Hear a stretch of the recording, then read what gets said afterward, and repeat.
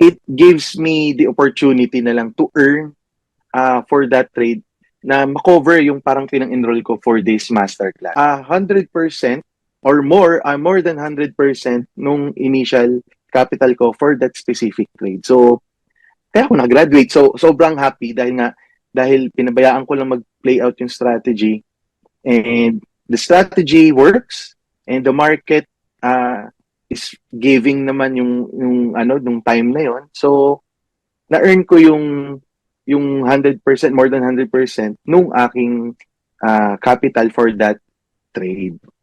Yes, definitely no. I will highly endorse no itong Forex Masterclass.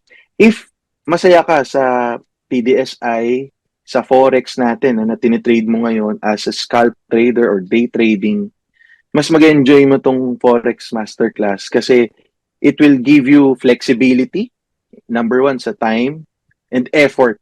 Yun, actually, yung dalawang yung time and effort.